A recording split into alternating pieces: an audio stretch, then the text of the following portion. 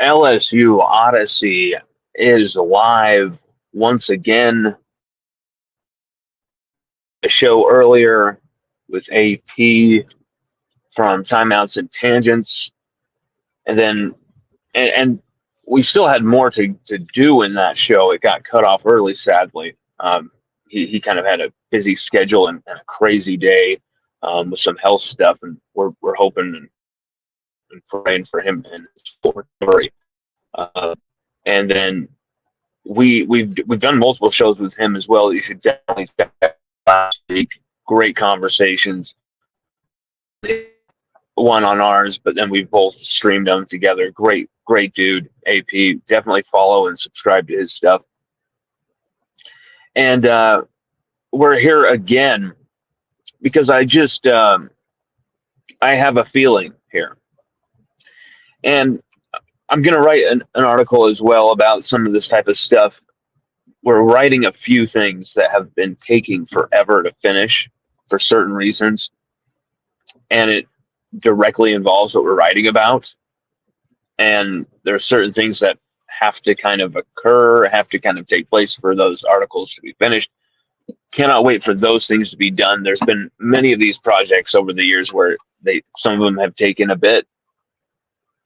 But thank you for hanging in and be patient with us, being kind of this one person operation, trying to do what we can, trying to cover your LSU Tigers as well as we possibly can. And definitely follow our Twitter there at LSU Odyssey. We need to get those numbers back to where we used to have them. Ton of you guys who probably can't even see our profile for some reason, the way Twitter does these things, the shadow bans and stuff. It's so ridiculous. But thank you to so many of you guys, like the Go Team guys, Zombie Bob, AP, CBD. There's so many people who really rep our stuff and are so good to us and really support. So many people who've been so good to us. And going from there, I just wanted to say that happy Mardi Gras to all of you. And we saw Lane Kiffin and Dimian. He spent 7 hours on a float, goes into the Superdome, does Endymion. I mean, crazy. And hopefully there's a bathroom somewhere on those floats, like on the inside or something. There's like a mini bar on the inside of these floats, like, because if so, then 7 hours on a float, I mean, that'd actually be kind of cool if you can at least take a piss if you got to go. But if not, then what an endurance test this stuff is. But Lane Kiffin immersing himself directly into Louisiana culture. And you gotta love it. You gotta love it. This is the antithesis. Lane Kiffin is the antithesis of Brian Kelly. Brian Kelly, in 4 years, never did one single Mardi Gras float. I don't think did he ever even do a parade? Was he asked to? And he just refused the invitation? I mean, interesting questions. But Kiffin has only been here for such a short time and has already immersed himself in these things, goes through on the float. Was he the Grand Marshal or something like that? I'm not immersed in the Mardi Gras mythology, all this. About that stuff. Even though we went to the Baton Rouge parade in 2023. Sage were with me there, and we were with some players' parents and time, and it was incredible seeing that. It was quite a scene too, and this was in Baton Rouge. They were all saying, "You got to see New Orleans. You got to see New Orleans. What happens there?" And I'm like, "Yeah, but this still is down the streets. This is nuts." So love what's going on, and Lane Kiffin does too. And this is the complete opposite of Brian Kelly. And so you've seen him kind of set in tone a culture of, I'm going to go out and I'm going to sign these autographs. I'm going to do this type of stuff. I'm going to be a man of the people. I mean, watch this. Look, we're from Louisiana. We like sparkles, we like diamonds, we like Mardi Gras, we like to eat, and we like to party. Look, we're from Louisiana. We like sparkles, we like diamonds, we like Mardi Gras, we like to eat. That was from the guys at Boot Crew Media. The other video that we showed during the AP show was from he's being given the keys to the city for New Orleans.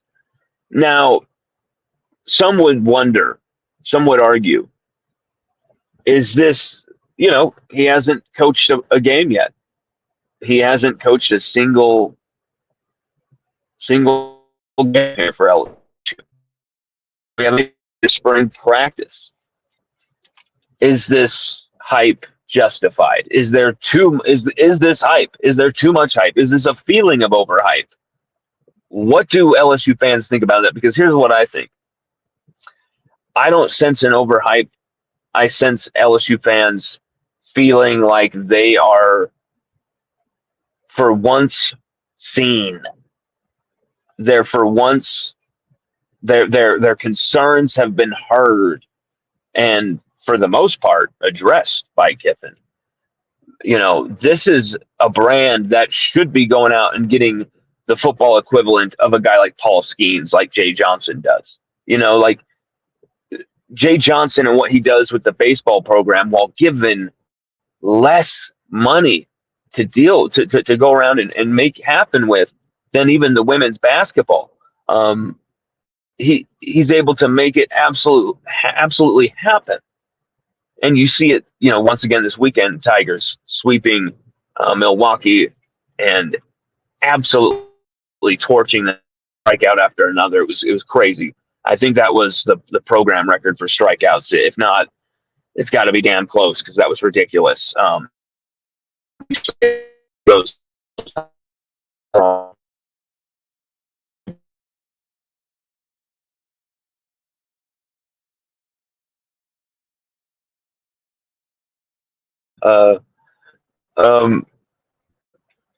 but you see that Lane Kiffin is fully capable of being the Jay Johnson equivalent in football. And here's the thing. I'm not crowning him yet. I'm simply saying this is about energy. This is about tenacity. This is about stamina. This is about want to. And here's the thing.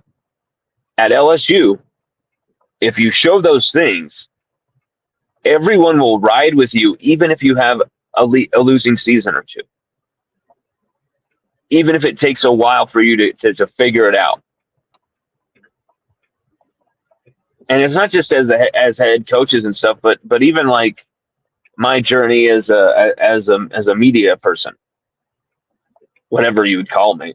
But at least being a recognized, credentialed media member, when that happened, there was a guy who works for LSU Sports Information who really went out of his way to make sure that I understood,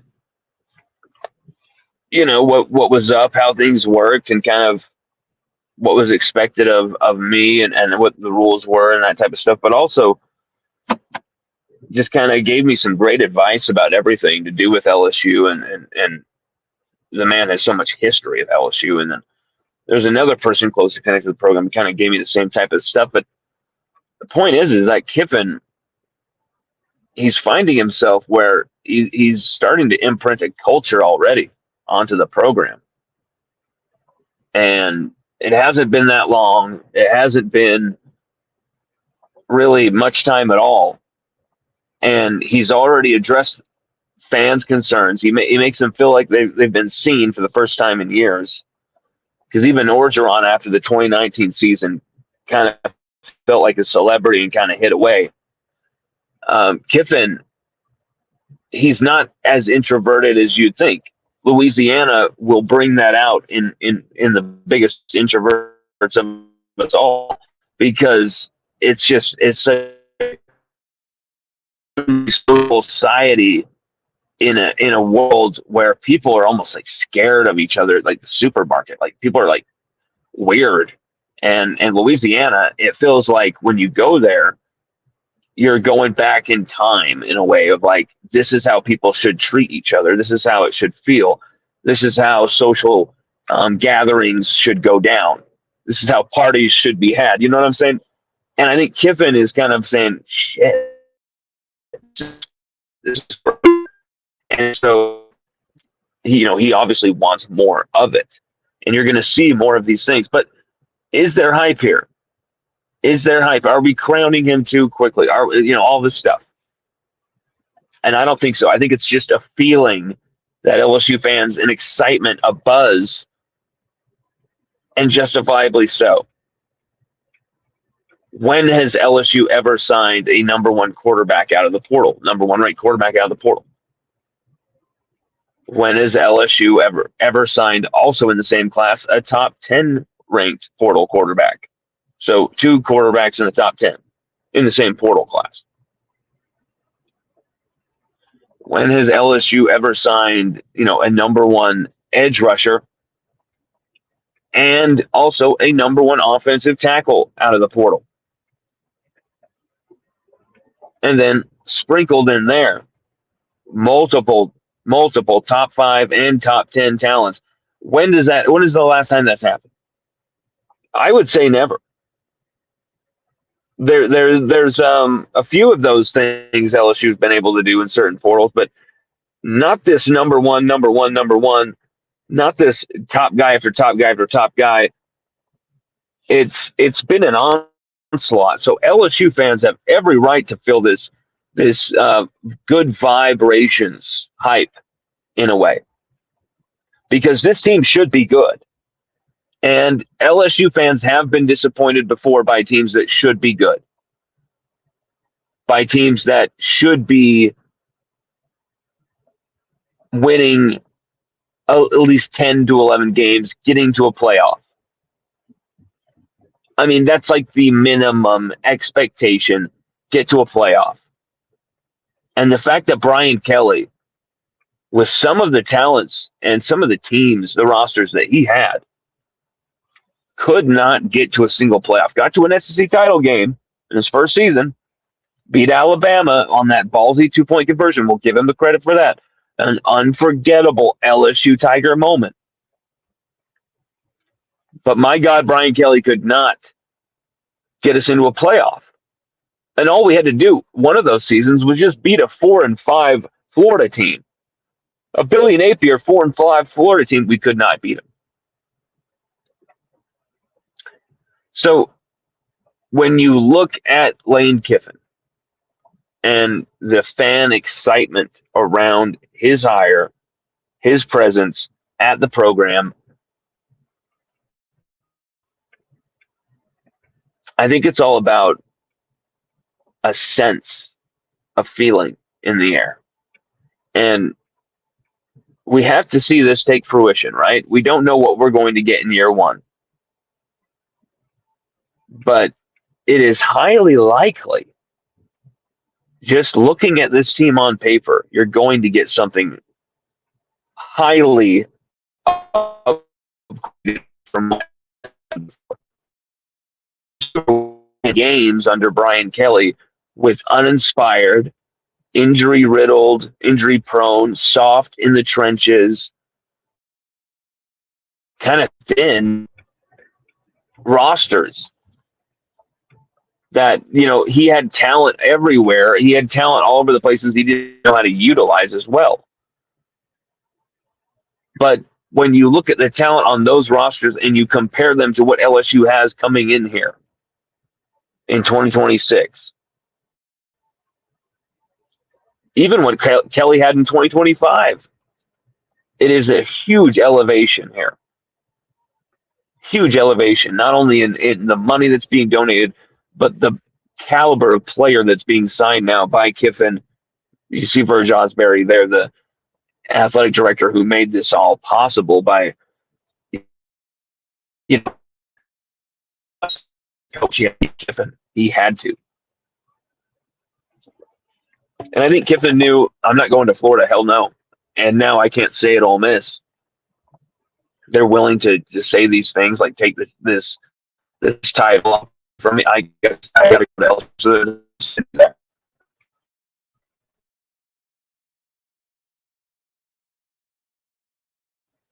And from the quarterback position, which you have solidity on paper, but also you have a track record. Lane Kiffin has a superb track record of developing quarterbacks. In the way as well, you don't have to completely rely on the health and recovery of Sam Leavitt, because you also on Longstreet. And even though he's a project and maybe not a guy who's ready to start, you can at least take that pressure off Leavitt in the offseason, taking first team snaps. Leavitt does 7-on-7. You get Leavitt ready because you don't have to like rush him in there, because the offense has no shape or form without anyone at the helm. You've got another top 10 guy, and he's on Longstreet. And then Landon. I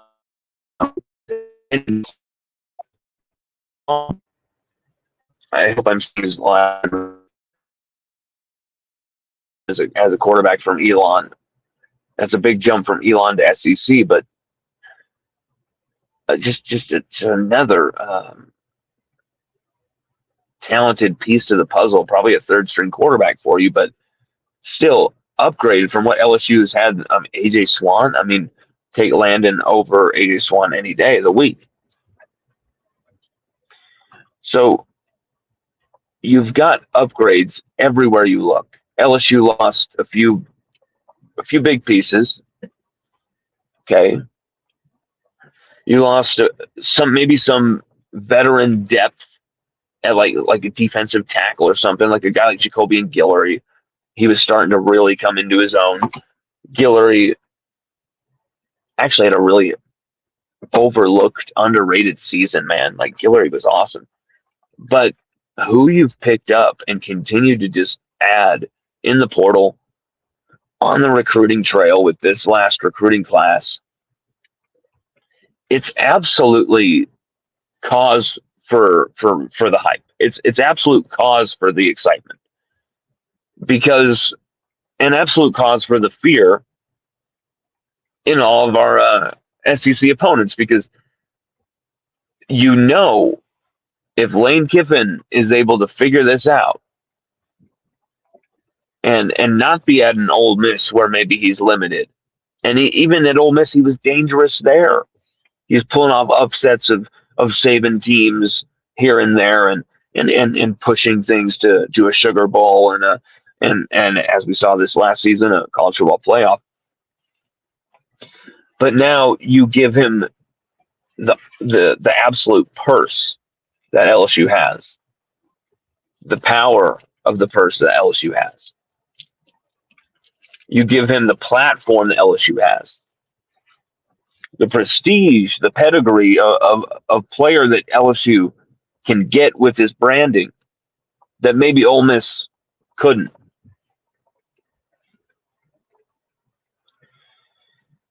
There's going to be fear. There's going to be shit. There's going to be every attempt to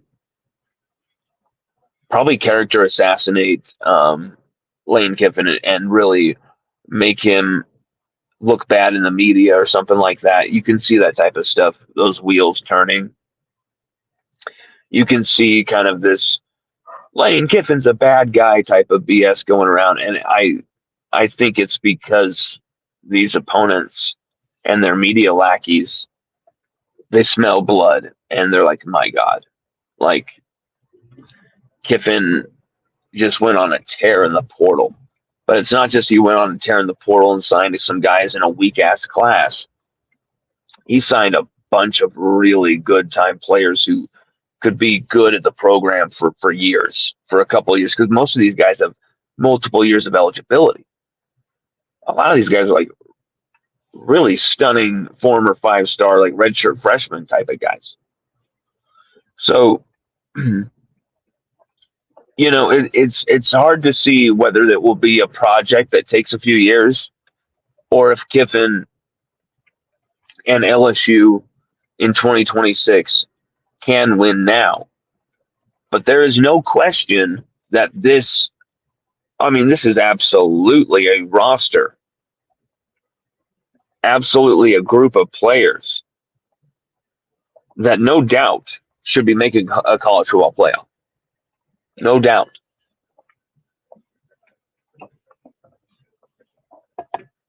You have a fully healthy Sam Levitt. Okay. You have Caden Durham, Harlem Berry in the backfield. You've got Racine Guillory Jr., Gainey. You got a few different guys back there that have been added from some pretty big schools, actually. And you have some depth there at running back. And then at receiver, my God, you lost a ton of guys, but you really brought in a lot of different guys, a lot of different profiles, and you kind of upgraded in some ways potentially. I would say that some of the guys that were in the receiving corps last year, Aaron Anderson, Chris Hilton Jr., some guys like that, were just not maximized at all, and just it exposed Cortez Hankton bad, because that was just awful offense. Just didn't know what they were doing and could not maximize their passing game whatsoever. But you look at what Kiffin and these guys have and what they brought in. I mean, Jackson Harris, almost 1,000 yards. You've got so much potential here across the board. So many different weapons. Eugene Wilson, and then this guy I like a lot, Jace Brown, former K-State. This is a guy we wrote a profile on as well on LSUODYSSEY.com. Go check out that profile. Jace Brown 2026 profile, because he's someone who, in this Kiffin scheme, get the ball in space and just make people miss, and just gonna chew up the yards. Gonna be an absolute lawnmower of yards, like just gonna chew up the yards.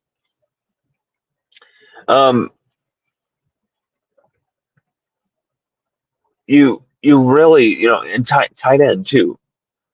You've got some traditional guys there with Zach Grace, and then, of course, Trey'Dez Green, who's going to be that hybrid guy. Just another huge weapon for Kiffin and Weiss to make absolute execution style play calls with in the red zone. Plays that I don't know why our offenses the last few years could barely make do with it, and still Trey'Dez Green had 11 touchdowns between his first 2 seasons as a Tiger, but still he should have a lot more. But Winnie Watkins, there's so many different powerhouse guys that could really stand up. Trey Wilson, but you got every chance for a really good offense here. The thing is, offensive line. Braylon Moore comes back at center. Fantastic to retain him. And left tackle Jordan Seaton, damn good pickup. Right tackle could probably be Darren Stray out of Kentucky. Or is Weston Davis going to be that guy? Is Weston Davis, who the coaching staff says they actually have a ton of faith in, and one of the few offensive linemen, I think him and Braylon Moore, the only two to stay with the team. I think, there's other guys, Solomon Thomas and some backup guys, some freshmen, but just only a couple who stay with the team, and he was one of them. And so, okay, interesting with him. Weston Davis. We'll see what he's made of in spring. We'll see what's up there here, and real quick. And there'll be a lot of eyes on 75 and see if there's any growth there. Maybe it'll take until fall camp, but here's the thing. Very interesting and very puzzling when they liked him. It was like, whoa, okay. Maybe there is something there that the past LSU offensive staff really just were missing terribly. And we'll see that, for example, in this season is like just how bad the LSU offensive coaching staff was the last few years when we see what this offense could be capable of with Charlie Weiss calling plays in the Kiffin offensive setup. But for me, I knew there's going to be upgrades in the offense. Okay. I'm not expecting us to drop 40 points a game, all that stuff. We could be a juggernaut offense if Sam Leavitt is absolutely unleashed. And Sam Leavitt can he's not skipped a beat rushing the football. His injury hasn't limited him or anything like that. There's no issues there. We could definitely be a juggernaut offense. I'm not taking that away at all. This team could win a national championship. There's possibilities for everything here. But the reason I actually believe that this team could actually get to that level, get to that pinnacle, is mainly because you kept Blake Baker. You kept Corey Raymond. Now, Jake Olson just took off, going to go to my NFL team that I'm a fan of, Washington, and is going to be the safeties coach there. We'll see who comes in as safeties coach. But LSU's defense, man, has been improving each year under Blake Baker. Yes, they had these 3-game crash outs the last 2 years. But if you look at both circumstances, huge injuries happened at the wrong times, missing big-time players. And they just did not have the depth to call upon back then to replace some of those guys. Now you have multi-layered options at every position. You have maybe defensive tackle is a position that I'm kind of a little still concerned about, but retaining Dominic McKinley, big time, like that was big for me. I hated that we lost Bro, and so it was like, just good depth piece there. Damn, and that guy did a lot for you. He switched from defensive end to defensive tackle. Kind of a guy you want to keep. Is such a committed guy to the team. But he goes, okay, well, you got to keep McKinley, please. And you did. That's a damn good keep right there. Defensive tackle is a spot that, maybe I have some concerns there. But on the edge, as far as rushing the passer, and yes, you're gonna need beef in the defensive tackle spots to really help the pass rush, to really set it, to really get it going, ignite it. But your edge rush is absolutely loaded. The edge rushers at LSU, I mean, the amount of names that LSU picked up, Jordan Ross, Jalen Brown, and then, of course, the number one edge rusher in the country, Prince Will from Kiffin's Ole Miss. And then, of course, you retain Gabe Relaford as well. And I know I'm forgetting some other options too, but you add in absolutely the 2026 classes, elite, top, without question, defensive line group in the country. When you have Lamar Brown, 5-star number one overall player, number one player in defensive line, number one player in Louisiana, all that type of stuff. Absolute freak. could play offensive line even, could play defensive tackle, but he wants to be an edge rusher. So you got him, someone who could be kind of versatile on the defensive line. Then you got Big Rich Anderson, who's more, a three tech. And then Trenton Henderson. And then Deuce Gerald's as well. I mean, it is ridiculous. It is ridiculous how much top end talent you have coming in that freshman class. And those are guys that, those are guys that can play. I think those are guys that can contribute to you right out of the gates.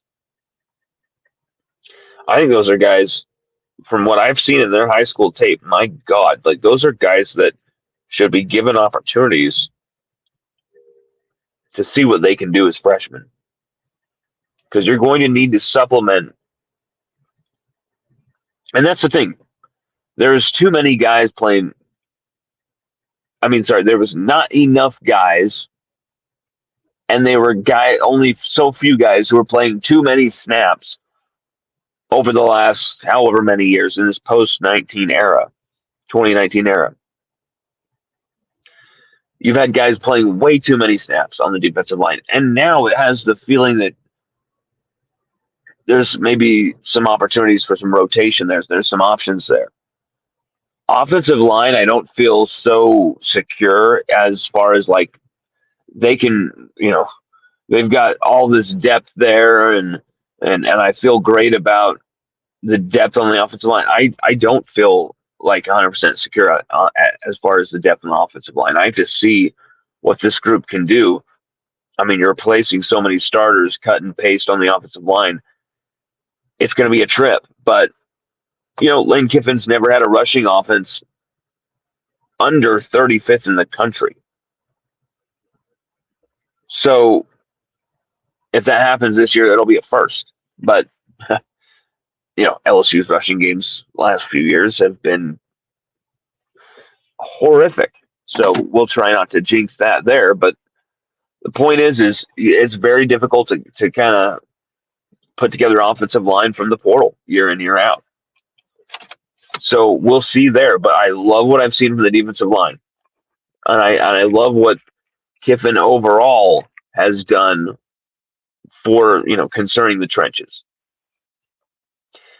And then you love what Blake Baker, you retain Blake Baker, right? And then you look at the linebacker position, and it's just so strong. You bring in TJ Daugherty to already add to Whit Weeks, who just never gets his dues. And I know he was injured, missed the bulk of last year. But my God, he's so good. Go back and watch the tape against Clemson, against South Carolina this last season. And you see a different type of Whit Weeks, not just a tackling machine, side to side, run all over the place, hunt the ball down. He was a pass rushing weapon. A pressure hound pass rushing weapon. A quarterback defacing sultan. And that's when LSU were at their most dominant. And you have TJ Daugherty now next to Davon Keys. And you're going to have some guys, whether LSU goes with two linebackers or three linebackers in different sets, or if they use both kind of viewpoints in a game, you're going to get quality and you're going to get strong tackling. And so there's an upgrade there. It sucks to lose A.J. Halsey at safety, but bringing in Ty Benefield feels like, man, that was the best available you could find out of the portal to try and hopefully fill that void, which, A.J. Halsey was so good, guys. So damn good this last year. It's going to be hard to make up for the production and the impact that A.J. Halsey had. But if there's any player who can do it, I really think Ty Benefield, 107 tackles, 8.5 TFLs, 16 TFLs over the last 2 seasons. Multiple interceptions. He just, I think it was something around 10 pass breakups. I don't have the numbers in front of me right now, but a ton of production. I get it, Boise State. But hey, AJ Halsey came from Houston. So, you know, smaller school, maybe smaller conference. Okay. It doesn't matter. Put in the right situation, right coaching staff at LSU, boom. You can take off. So I want to see LSU be able to keep solidifying that safety position and really pay attention to it. You've got Tamarcus Cooley, who had a pretty good season last year, like all in all. Like he's really pretty reliable. Got beat on a few plays and stuff, but was part of a really stingy defense for the most part. Um, Made some great plays on the ball too himself. But Deshaun Spears, is he going to be a star? Is he going to be a safety? That's something we're gonna have to really kind of see how that unfolds, because that's another big time option at safety. And I at corner. Oh, Fahim. Oh, sorry, Fahim Delane as well, another safety. Mansour Delane's brother, who transferred over from a Ohio State. So can't forget about him either. Another great option. Um, I've seen some of his tape and was like, damn, okay, interesting. It does run in this family. We'll see if he can be as good as Mansour. But damn, pretty good talent and great to pull him over to DBU. But, at corner with Pickett and Woodland, you feel like you've got something solid there, something true and reliable. Yes, they kind of gave up a few more things than you would have liked in that Houston game in their kind of true starting debut together. But I love what I saw from DJ Pickett all season. And I love what I saw from PJ Woodland all season too. PJ Woodland allowed more yards, had a few more mistakes, didn't look as, his playmaking wasn't as sexy as Pickett's, but Woodland is a gritty player. Reminds me of a Christian Fulton in a way. And so, that's a guy I like to get behind as well. Is PJ Woodland. That's a guy I want to see succeed at LSU. So glad he stayed. And, Jakeem Jackson. How much will he factor in? How much will he play this season? That's another interesting aspect to this. But, is this hype justified? I'd say yes. That's not saying that Kiffin has won anything. That's not saying he's absolutely going to win anything. But you look at this team. You go through all of this team on paper, all of the endless array of talents, and they're not deep in every spot. And there's some spots that are worrying more than others. And there's not, maybe not every one of these portal guys hit. But on paper, at least, not saying it's signed, sealed, and delivered, but on paper, at least, you have to feel like this is a team that should be contending for a national championship. Right? I mean, you have the number one quarterback. You've got the number one, blindside offensive lineman, the number one edge rusher. You add them all to this collection of really strong returning talents, potentially the best linebacker in the country in Whit Weeks. Maybe TGA Daugherty has a shot at that. And then Davon Keys led LSU in tackles last year. So, like, you have potentially a Broyles Award winner, a future Broyles Award winner in Blake Baker on defense. You have an attention to detail, a renewed attention to detail, a renewed obsession with the craft of football, not being a, you know, winning the press conferences or, you know, releasing some bird at the bird sanctuary or going golfing for the thousandth time or speaking in front of the Rotary Club while clutching your chest in this elitist way, you know, or faking accents or humping five-star quarterbacks on a spinning, you know, platform. Lane Kiffin has just embraced LSU and Louisiana, and then he's gone out and he's worked his ass off. And he's tried to put together the best roster and the best staff possible while dealing with a litany of hell that was just raining down. All the Ole Miss stuff, the Ole Miss baggage, watching his former team kind of actually advance, clear to the semifinals. You know, this is a team that got close to winning a national championship with a interim coach. Crazy. And then you have all this attrition with LSU's hierarchy. And all of this attrition with quarterbacks at some point when LSU go for quarterbacks. And you piss off Sam Levitt going after Damon Williams. And somehow you're able to fix that. I mean, there's so many situations where things maybe weren't going in the right direction under Kiffin's early tenure. And maybe things looked confusing to the outsiders. Or maybe things looked like, oh, oh no, we've seen this script before. Oh no. I never felt like that.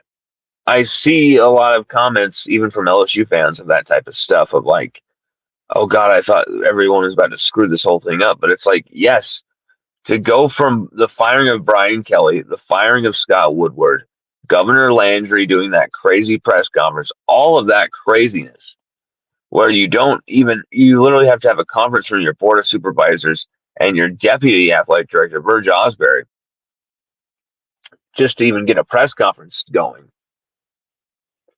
And they do it, you know, in the middle of the morning. And the reason they did it in like 8 a.m. or something, 7 a.m. press conference, was because Verge Osbury was going to be catching planes and doing whatever he could to get Kiffin to sign and become LSU's head coach. To go from that situation of complete, like, unknown confusion, everyone's jumping in the portal, all this stuff, to getting Lane Kiffin. And while how many players left LSU's? It was like something like 50 players left LSU's roster this last year. Such a shuffle of players. You're losing some coaches, certain things are going on, all this craziness. And Kiffin calms the waters, signs the #1 portal class, and it's not even close. Just complete domination. Finishes off the 2026 recruiting class really well. Has embraced the Louisiana culture more in just the first few days that he was hired than Brian Kelly did in 4 freaking years. You put all these elements together and you've got a reason for LSU fans to be excited. An absolute almost duty for LSU fans to feel pumped and feel hyped, because this is a team that has every element to be a winning franchise. Yeah, I should call it franchise. I guess that is what it is. To be a winning institution, to be a winning program, and not just a team that we win here and there, but really a true dominant power. Saban built it. He first came, he embraced it, and then he built it. Kiffin, he saw what was possible there. He's come and he's building it. He's embracing it.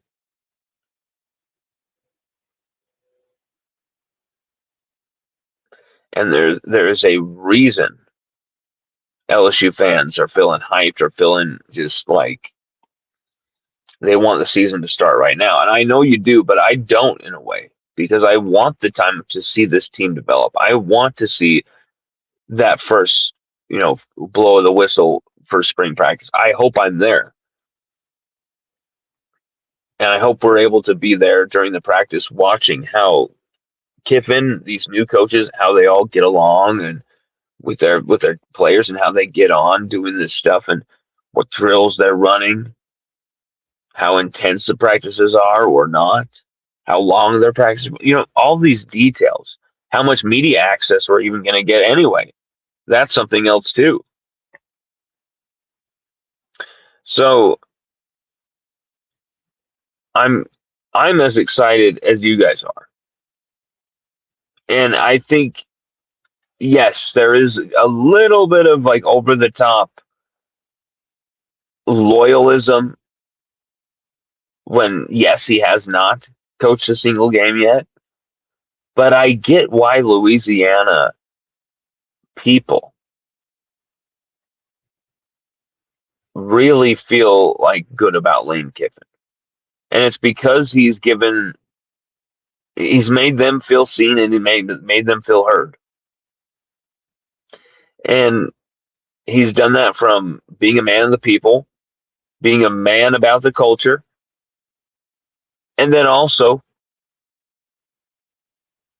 not being above anything. Being someone who could, you know, I'm gonna go get on that plane again. I'm go after Levitt. I'm not gonna let him get away to freaking Tennessee. Hell no. He's gonna rot on the bench at Tennessee. No, no, no, no. This is gonna be an easy pitch. Come on, bro. You know you need to come to LSU. It's your only choice. Like everyone else is scared of your injury. Come on, just get on the plane with me. I know I pissed you off with Damon, but just come on, son. Let's go. Like, and Kiffin did it. And that's why when we were reporting, okay, I guess Houston Longstreet looks like it's LSU's guy that LSU are about to sign here, as they did. But then I was wondering, does that mean that Levitt's out of the running too? Because it seemed like we screwed Levitt up, and that Levitt was not going to be coming to LSU after what we did with Damon Williams during Levitt's visit. And the whole thing of them on the sidelines at the women's basketball game, and Kiffin's on the phone, all that stuff. And you thought you lost him. But then I kept saying, I know this because I watched this. I said, yeah, but you also just can't say never. Like there's just so many crazy things that happen. You never know. Things can just automatically change in reverse like the next day. Like everyone's thinking, okay, Levitt to say, for example, just throw out a team. Levitt to USC. He's going to USC, and then like the next day, it's just LSU paid a shit ton of money and fixed the relationship, and boom, he's a Tiger. Like that is how things change. But instead, Lane did it a lot more naturally. Lane did it with a lot more suave, a lot more intention, and he did it with a lot more grimy hard work too. Because he was on the plane a ton, just flying out there a ton, tracking him down in the middle of an airport in Knoxville, um, which interrupted his Tennessee visit. Not interrupted it during it, but like, you know what I'm saying? And was able to really say, hey, smooth that over, come to LSU. And now you have two top 10 quarterbacks leading your room. And then Kiffin goes out and Jordan Seaton, everyone's after him, especially Oregon. And there's all that money, all that Nike money. And then he's like, hey, bro, you can get those Nike branding opportunities here at LSU in your freaking commitment video. But you'd rather go to LSU. You're just, oh gosh, do I have to go to Oregon because there's more money?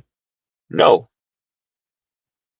You can go to LSU, the place you want to go, and you're going to make still a pile. you're still going to take home a bag, a massive bag. And now your branding has every chance to even be more impactful for the further you go into your career. Look at a guy like Joe Burrow, Jaden Daniels, and just Will Campbell even. Kayshon Boutte now is starting to turn that screw. Malik Neighbors, um, even these quiet guys, Malik Neighbors and Brian Thomas Jr. have been well branded. And that goes without saying, talking about people like Livy Dunn, LSU in the other sports as well, possibly even more high octane. So my point is from a branding perspective too, it was easy to sell. And for an offensive lineman to want to hit that level, we just had a guy get drafted 4th overall and then go play in a Super Bowl as a rookie with a big time personality that guzzling the beer, Will Campbell, and he's cracking the beer can. Complete, maybe antithesis of Jordan Seaton as a person, maybe. But it's the same meathead offensive line mindset, and it's being branded in a way we haven't seen before. And they're also at LSU. And now Jordan Seaton, you saw it in his commitment video already. He's part of that. And so LSU have been able to fulfill all of these things on the recruiting trail, on the portal trail with these kids, with these players, because you've been able to really, I don't want to use the word sell because that's not what they're even having to do, but guide them and their families on this journey into what LSU means and what Louisiana is about. And then if they're a local and you're trying to keep them home, it's like this is the benefits of why you stay at LSU and become a local legend forever. You will be a hometown hero and you will be taken care of forever. And Kiffin, I think he did learn and was a quick study of what LSU was about and what LSU was going to take from Nick Saban. And you look at it this way. These coaches know when they see like something that just doesn't look right in their profession. And so you got to think other head coaches saw Brian Kelly and thought, God, what a lazy son of a bitch. That had to have been said. That had to have been said a few times. And so Kiffin is probably told by Nick Saban before he even takes the LSU job, but he's on the phone with him, with Pete Carroll, and they're having these conversations. Where should I go? They're trying to advise him. He's like, man, if you go to LSU and you just work your ass off, they're going to be patient with you. They're going to love you, and they're going to give you everything that you could ever want, ever desire. And it's a potential booming town, Baton Rouge, but it's right there next to New Orleans. And Louisiana is a happening place.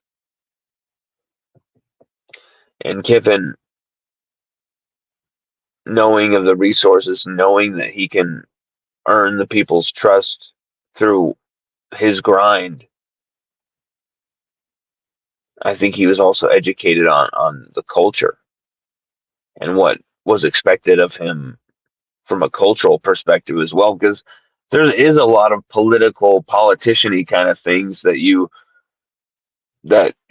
head coaches do when they're hired in this time period, because there's not much else going on after the portal. After this, you kind of are playing this media game, and Kiffin is playing it through social media, whereas Brian Kelly was doing press conferences or media interviews where he'd put his foot in his mouth one sentence after another.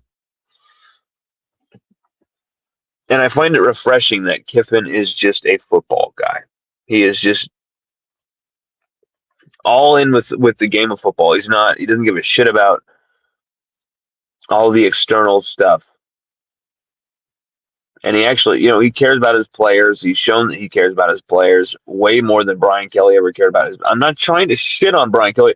I'm trying to literally just say that this is why LSU fans feel that this program has transformed, transcended in a way where things are moving in that right direction in a huge way, not only because of the portal gets, but also just the feeling of it all. And it's because the right things are being done. It's because the details are being taken care of. It's because the hard work is being done. It's because the vacation time is off to the side. It's because the right players were retained, the right coaches were retained. It's because Virg Osbury made the hire in the first place and was given that freedom and that ability to make that happen by Governor Landry, the Board of Supervisors, and President Rose. And you now have a team in 2026. This team should be good. This team should be good. A tough schedule, a murderer's row schedule for this 2026 LSU Tigers group. A very tough schedule. But here's the thing. Here's the thing, though. If LSU's defense last year could hold teams to 19.8 points per game, right? And you look at how terrible that offense was and let them down in so many games. Say you give us a defense that isn't like statistically better, but even just maybe 10 positions ranked fewer than the defense last year, so they take a slight step back. Well, what you're going to get on offense, and say you're only allowing 24, 25 points a game, man, you should be in every single game. Every single game.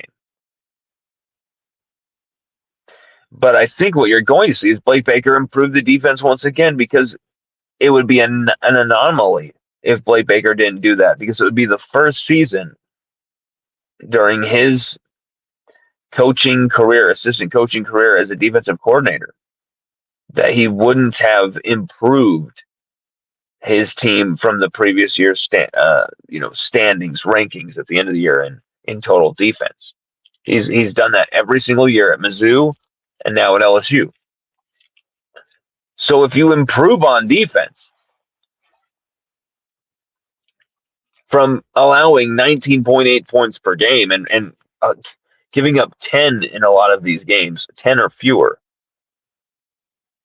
and you have a healthy Whit Weeks, you add a presence like TJ Daugherty over the middle, you bring in Ty Benefield, you bring in way more help on the pass rushing angle, because LSU just 14 and a half sacks from the defensive linemen and edge rushers, and only 27 sacks as a whole unit. That's fewer than the 2023 Matt House defense. That's an abomination. And they have addressed that. And you should see that upgrade. And the way they're going to use Whit Weeks as a pressure freak, as a pressure hound.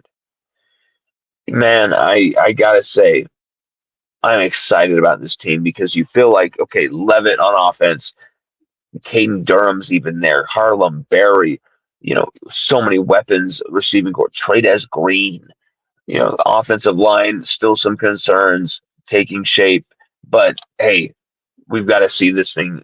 That's got to be serious. We've got to see some great offensive line play this season, or at least just some good offensive line play this season.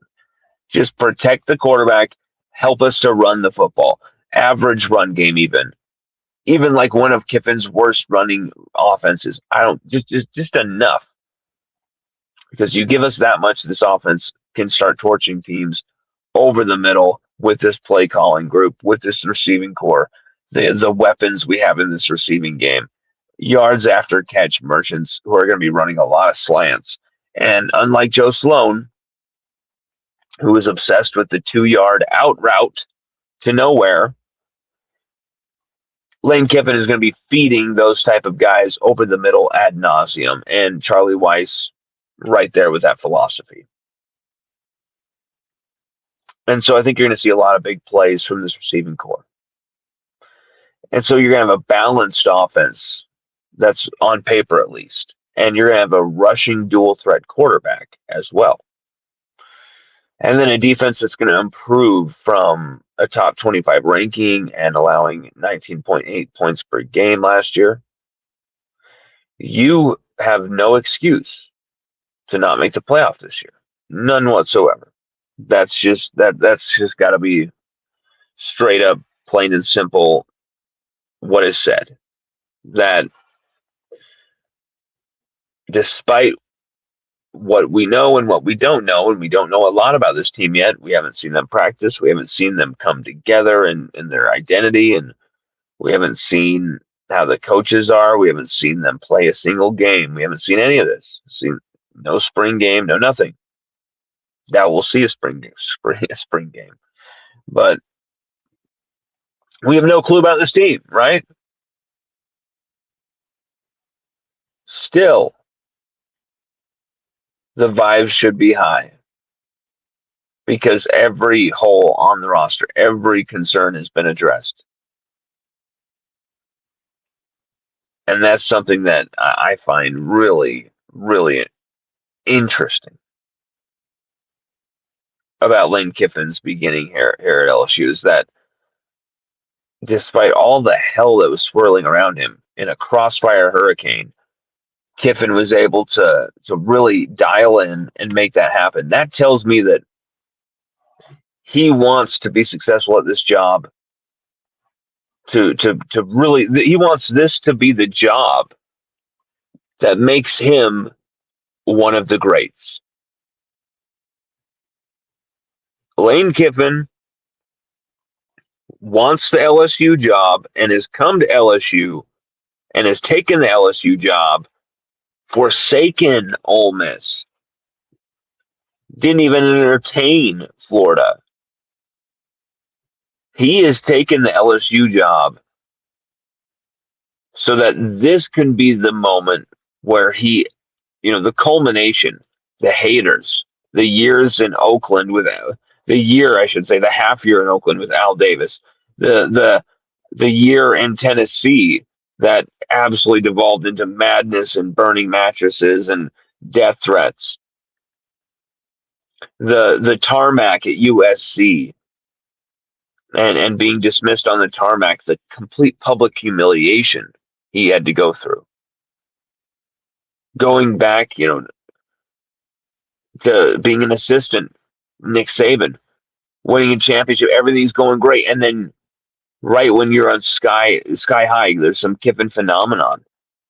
You're maybe going to be a head coach again. You're fired the week before the title game, and you can't finish the project that you kind of began with Saban, that Jalen Hurts era, and Alabama lose the national championship game barely to Clemson. Kiffin then goes to Florida Atlantic, continues to fly high, goes to Ole Miss. After that, takes the Ole Miss job, gets that job, instantly takes them to a Sugar Bowl in his first season, makes Matt Corral almost a first-round pick, but breaks his leg in that Sugar Bowl. And Kiffin was looked at for a second by LSU, maybe entertained, maybe even considered for the job in 2021, but instead they went with Kelly. Kiffin didn't even get an interview. And I think it pissed him off. And I think it motivated him. I think he has always known and understood from being close to Nick Saban that LSU is the job if you can get the alignment, if you can make it all happen, because look at who the biggest booster is. It isn't, Raising Cane's Todd Graves. It isn't Shaquille O'Neal, which would be great to see him, being a booster or whatever. The big money, oil and gas, chemical, of course, but this is all lined up by Governor Landry. Your governor, the governor of the state of Louisiana, is your biggest booster. going to move hell and earth to make sure he earns for your program.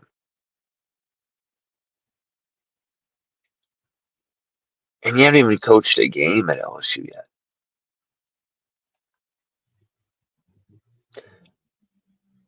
If that doesn't tell you what a stain Brian Kelly left and how quickly Louisiana, the state of Louisiana, who felt disrespected and spit on almost, as well as LSU and everything, why they wanted to wash their hands of Brian Kelly so quickly. And I'm sure Brian Kelly wanted to wash his hands quickly of us too, because he's an elitist like that.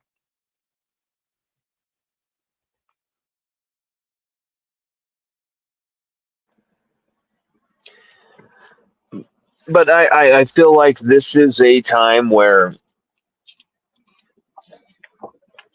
LSU have all the right pieces to the puzzle. All the right pieces to the puzzle here. And it's time that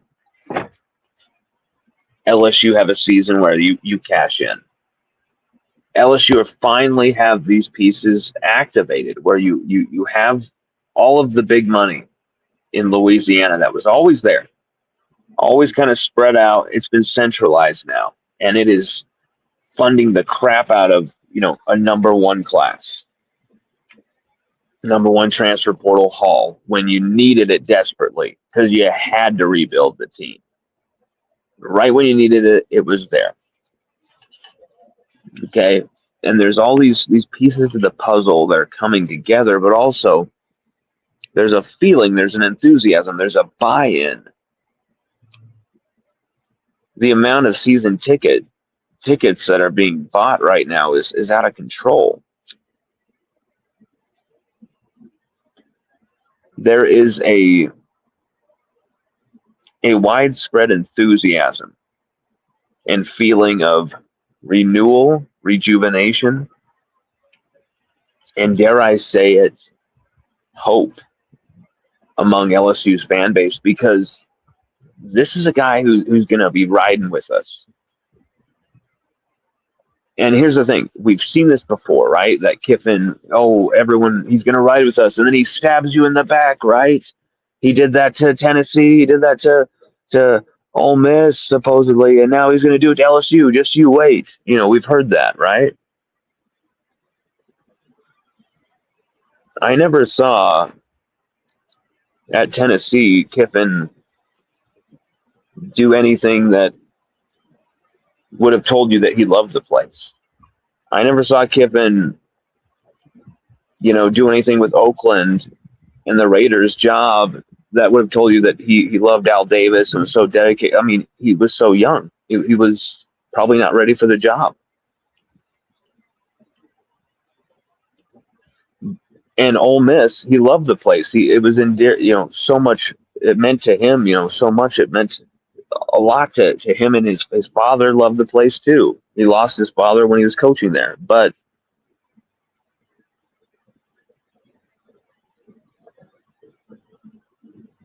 the way he has ingratiated himself and just put himself into the mixer of Louisiana culture and Louisiana consciousness, I think it's because it's got all the elements that Kiffin is attracted to. There is a flashiness, there is a pizzazz, there is a party vibe, but there is a down to business earthiness. There is a blue collar work ethic.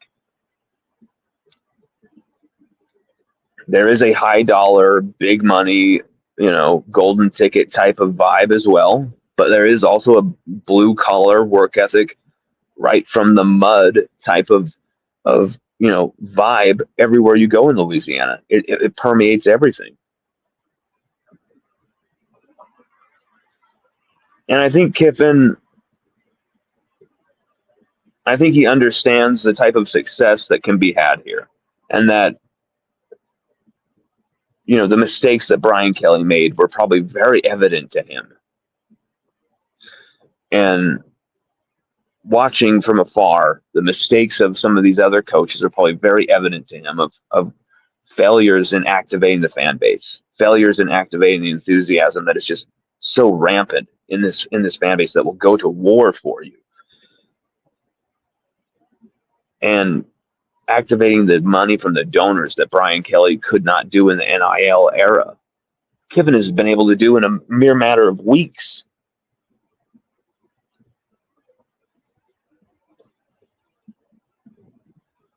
What Brian Kelly could not do in 4 years, Kiffin did in a matter of weeks.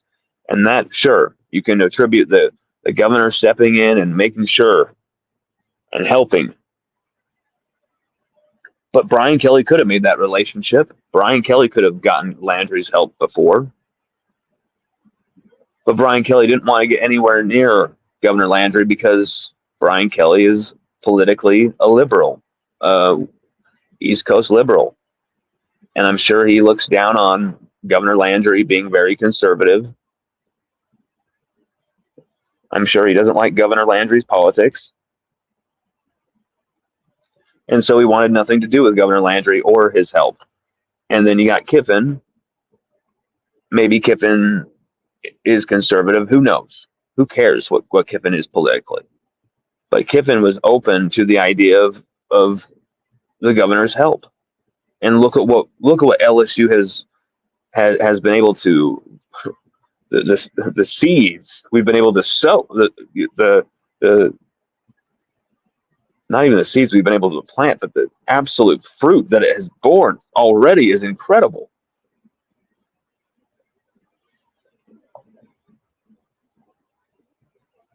And I think it's a big message to the rest of the country that LSU is coming. LSU is going to be a team that's going to be hell to play.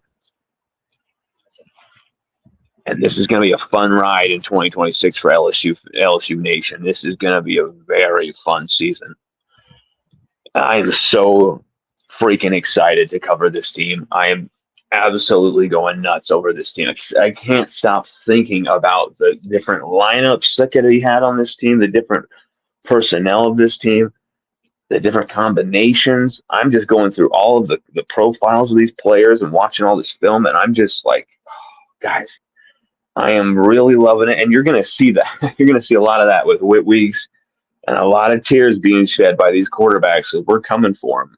There's going to be a great pass rush, I think, for this season. And maybe this team won't be perfect. Maybe there will be some warts in year one. But LSU is going in the right direction. And it's not just it's not just the portal wins. It's not just the top class. There's so many things that are just going in the right direction as a feel.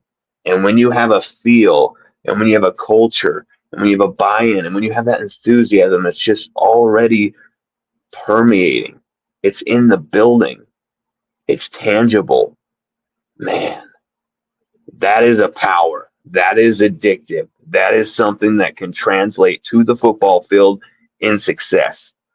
But hey, the hard work starts now, and we got to see the team get themselves together for spring. We got to see how certain people recover, Sam Levitt specifically, and we got to see this team on a football field and see what they can do.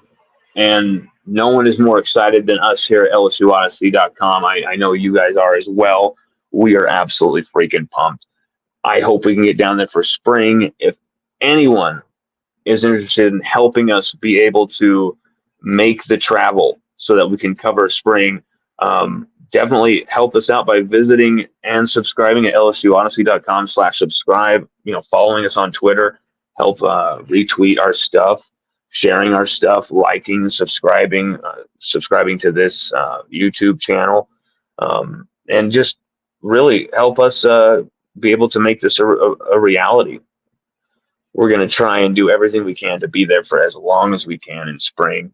And we're really looking forward to this. This is going to be an epic ride in 2026. And what's great is we've made some new friends. We've made some great new friends, some people that I absolutely can't wait to get to know more about some of these people. And you've seen us do podcasts with some of these guys lately. And there's kind of an emerging LSU podcasting writing and covering of the team crew that is emerging, and it's grassroots, and I love it. And I I would love nothing more than to be considered to be a part of that grassroots movement. So everybody, thank you for watching us, and visit and subscribe at LSU.com, LSUOdyssey.com/subscribe. Follow us on the X at Twitter. It's actually at LSU Odyssey now, so we'll change that. Hopefully we can get our Twitter back. Please pray that our good friend Cody Warsham, who used to be here at LSU, hopefully he can get that fixed. He's trying his hardest. But yes, follow us there at LSU Odyssey on Twitter, Instagram at LSU Odyssey Lawn, and really, if you can, try and help us get there to spring practices to be able to cover this team in person, boots on the ground. Everybody, we love you. Go Tigers, and happy Mardi Gras.